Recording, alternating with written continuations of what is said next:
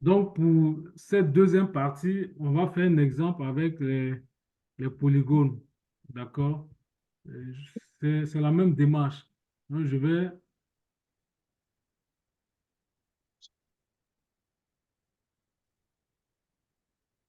la première étape, c'est d'ouvrir ma base. D'accord? Parce que l'autre, là, je l'ai fermé. J'ouvre la base. Donc, j'étais sur Abidjan 8. Je crois, voilà, Abidjan 8.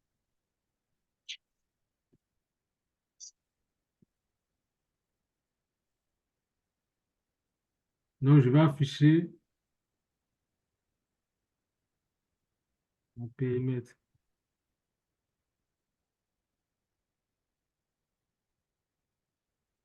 OK.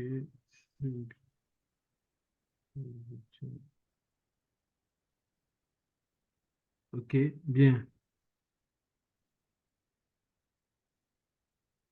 Il n'y a plus besoin de ça, je ferme.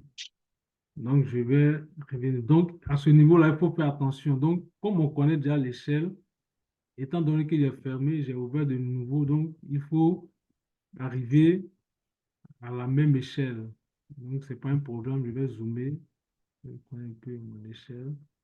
Donc, bon, moi, je n'ai pas fait attention tout à l'heure à l'échelle, mais vous, dans votre TP, il faut garder la même échelle. Donc, il faut retrouver la même échelle. Tu zoomes jusqu'à la même échelle à peu près. Je pense que voilà. On était sensiblement voilà, arrivé à cette échelle-là. Donc, vous, dans votre cas, il faut faire attention. Donc, il faut regarder le chiffre qui est là. D'accord? Donc, si tu as fermé et que tu dois ouvrir, donc, il faudra continuer avec la même échelle. Bien, donc, ici, comme c'est un autre type d'objet que je vais euh, cartographier, donc je vais créer une autre couche. Ici, je vais dans Document, Nouveau. Je mets par exemple ici Bâti. C'est tout ce qui est bâti. Opérateur, c'est cool.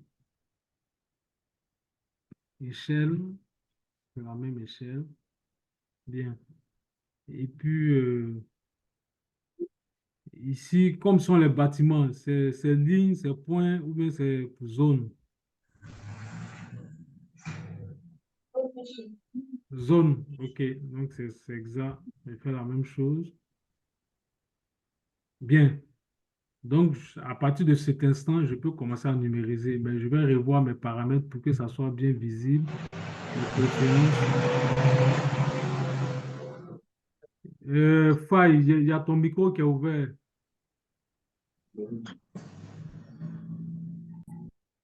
Ok, merci.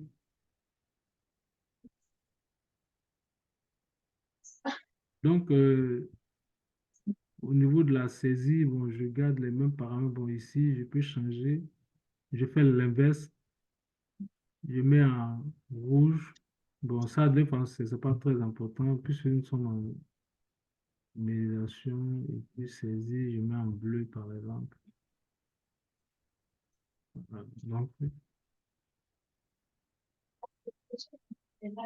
saisie, épaisseur, ok.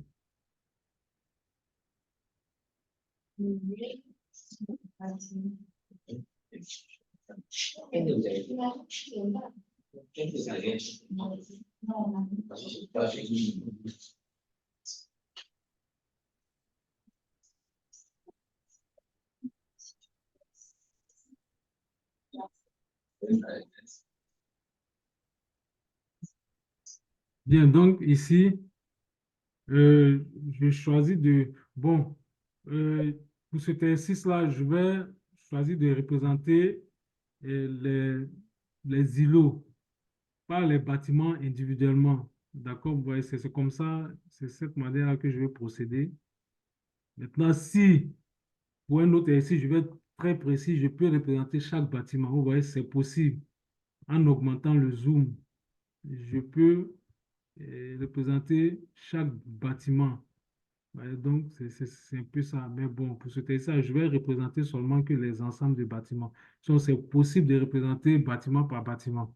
D'accord, donc pour ce exercice, je vais représenter les îlots. D'accord, voilà, donc pour faire les polygones, c'est à peu près le même principe. Vous allez voir, je vais utiliser l'axe saisie d'axe et puis je commence par cet îlot-là qui est là, cet ensemble de bâtiments. Un îlot, c'est un ensemble de bâtiments, voilà, ok. Je viens là, je viens ici, je viens ici, je viens là, je viens là.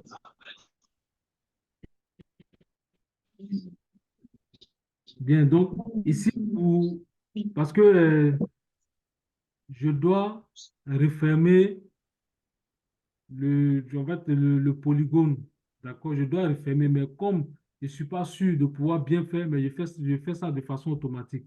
Vous voyez l'avant-dernier icône de la gauche vers la droite où il y a une combinaison de vert et puis rouge, ça permet de coller les parties. Donc, pour terminer, je clique sur ça. D'accord? Voilà. Et puis, il me ferme automatiquement. D'accord? Et puis, je fais ajouter. Donc, ça veut dire que ce polygone-là, il est fermé. Mais ce n'est pas encore fini. Ça, c'est la première étape. D'accord?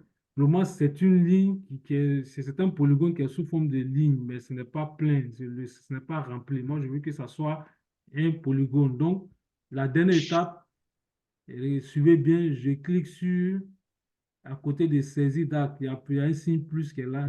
Je clique dessus. Je viens mettre ça au milieu. D'accord? Quand je mets au milieu, je viens dans l'icône qui suit, OK? Et puis, je fais ajouter. Voilà. Donc, normalement, le polygone, il est fermé, il est bien fait maintenant. Donc, pour visualiser ça, je vais dans base, je vais encore dans préférence, au niveau de la zone. Voilà, au niveau de la zone, je dois colorer toutes les parties que j'ai numérisées pour ne pas me tromper. Donc ici, il y a plusieurs options. Est-ce que je veux attribuer la même couleur à tous les polygones ou bien je veux que ça soit des couleurs différentes? Donc moi, dans mon cas, je veux que ça soit des couleurs différentes avec une couleur pour chaque valeur. Donc c'est ce que je vais choisir. OK, je fais OK. Donc, vous voyez, systématiquement, le polygone se referme. D'accord? Bien. Donc, je continue ma numérisation. Je prends l'îlot qui est à côté. Toujours le même principe. Je commence par la saisie d'acte. Je viens ici. Là. Tac. Cela me dérange. Je me pousse un peu. Je viens là. Tac. Tac. Tac. Tac. OK. Bon, vous devez être plus précis que moi, hein, parce que moi, je vais rapidement. Voilà. Et puis, quand j'arrive au point de départ, pour bien refermer, je fais ça automatiquement avec cette flèche-là, où il y a le rouge et puis le vert. Je fais OK. Je me ferme. D'accord. Et puis, je fais ajouter.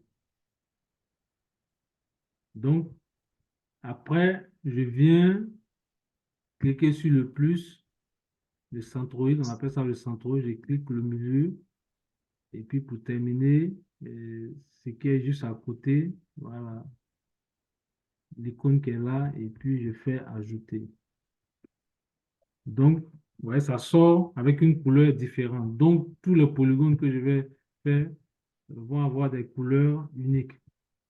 Donc, je continue.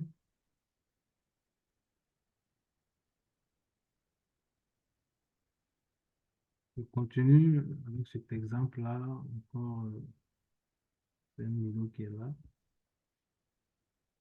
Continue avec cet exemple.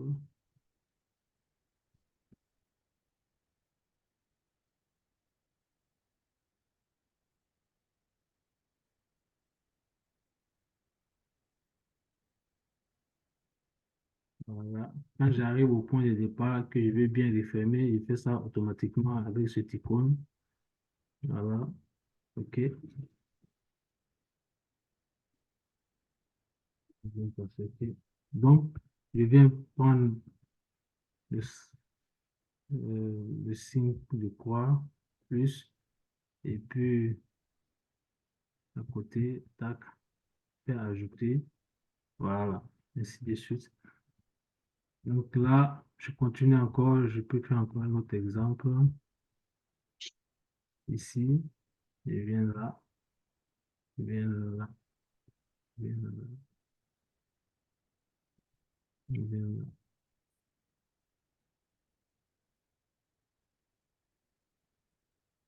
Et puis, et,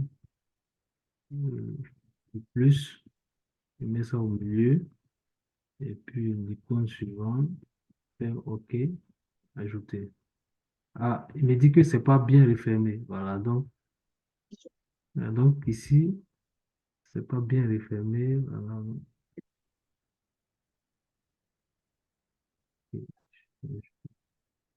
voilà, donc ici, il me dit que le polygone n'est pas bien refermé. Donc je reviens là.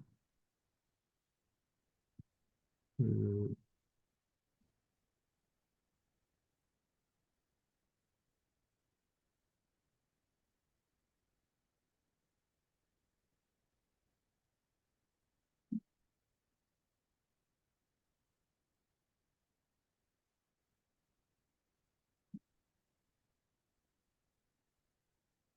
hmm,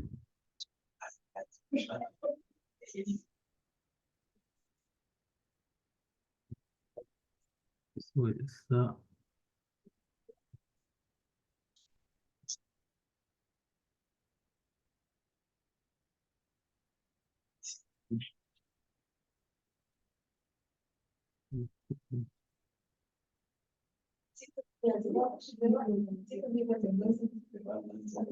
bon.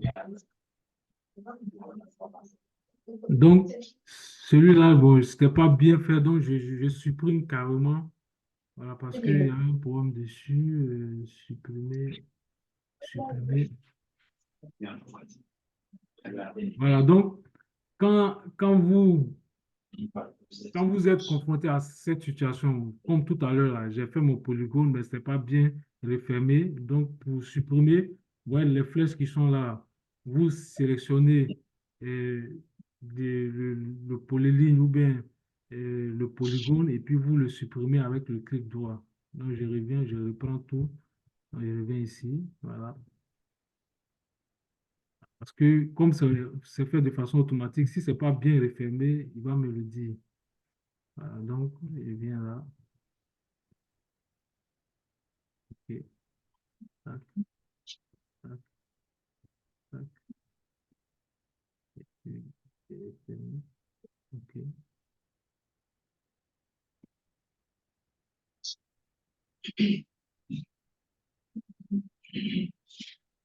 Au milieu,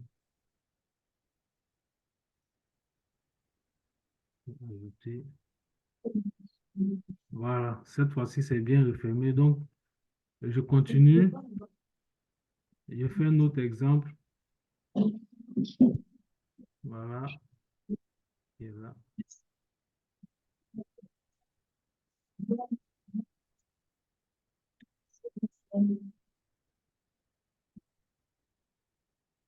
Et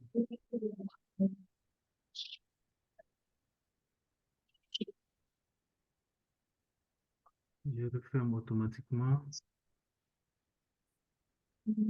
Euh, non, pas ça.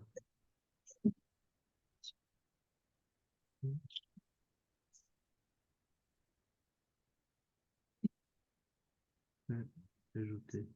OK. Donc, je continue encore pour que ça soit bien visible. Je vais faire une autre rangée. Voilà, je vais faire la rangée du milieu. Voilà. Donc, comme je l'ai dit, vos polygones là doivent être plus élaborés que ce que je suis en train de faire. D'accord? Parce que moi, je vais vite.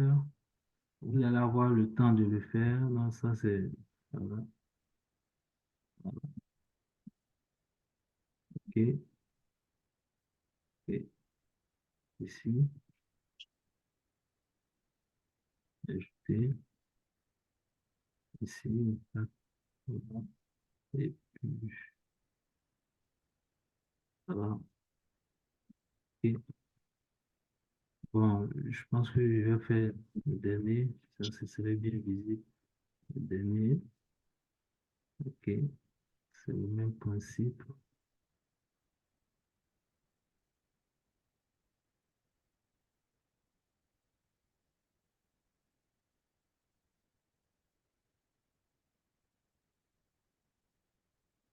Ajouter et faire OK.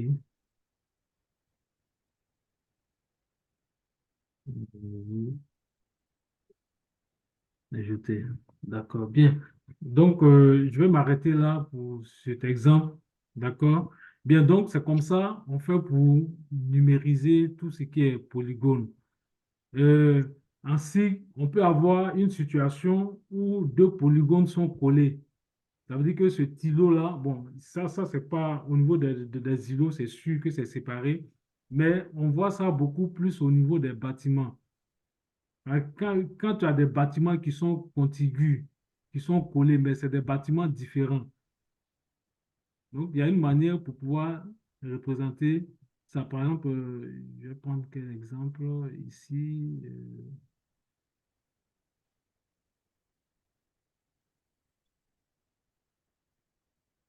Juste ces deux bâtiments. Ça, je vais revenir, je vais changer de zoom. C'est juste pour vous montrer cet exemple.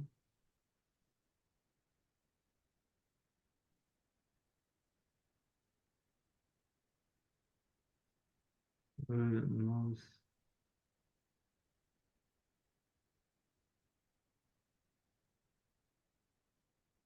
hmm,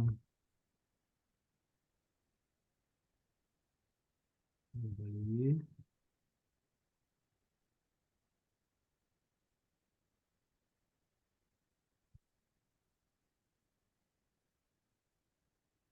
Et il y en a plus haut. Plus haut, je suis en train de chercher un exemple de bâtiment collé.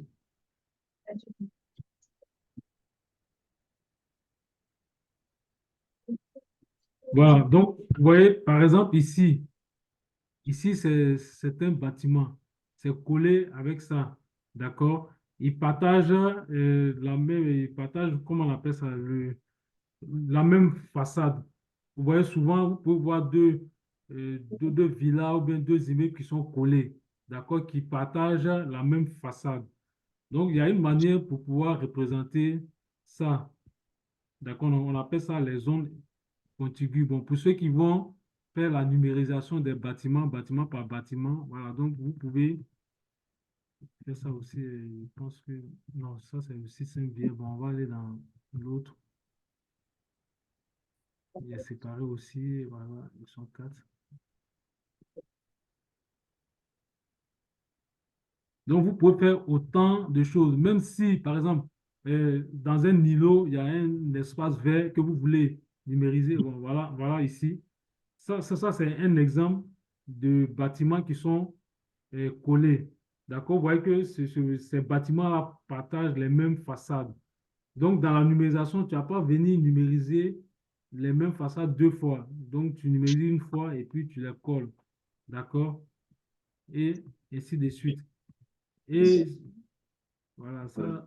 Bon, pour ceux qui vont avoir affaire à ce cas-là, bon, c'est expliqué dans le cours.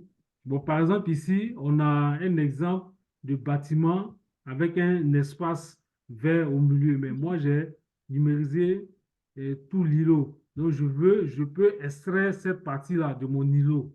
D'accord? Il y a une manière de le faire. Donc, c'est expliqué dans le cours. Voilà. Donc, quand je vais finir, donc, vous voyez, l'espace vert là est isolé par rapport au bâtiment, si vous voyez, et ainsi de suite. Donc, il y a plusieurs autres choses qu'on peut faire, d'accord, dans le processus de numérisation. Mais en gros, c'est ce que je vous ai montré à travers ces exemples-là. Mais si vous voulez approfondir, vous pouvez vous référer au cours. Donc, pour l'exercice que je vais vous demander, c'est la même chose. Donc, vous choisissez votre cibles, soit ce sont des îlots, ou bien ce sont des bâtiments. Vous pouvez représenter des bâtiments qui sont contigus, des bâtiments avec des soies, mais vous êtes libre. D'accord? Bien. Donc, je vais revenir au travail. C'était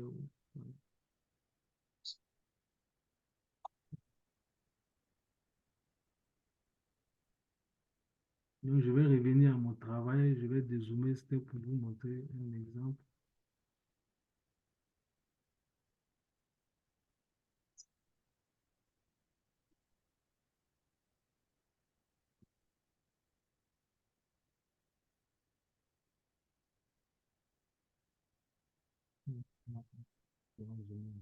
C'est pas ce que je voulais.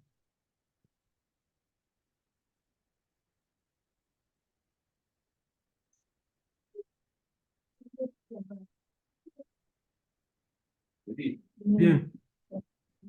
Donc, quand je finis, c'est la même chose. Donc, je vais venir dans le document, je vais enregistrer mon travail. J'ai nommé ça bâti.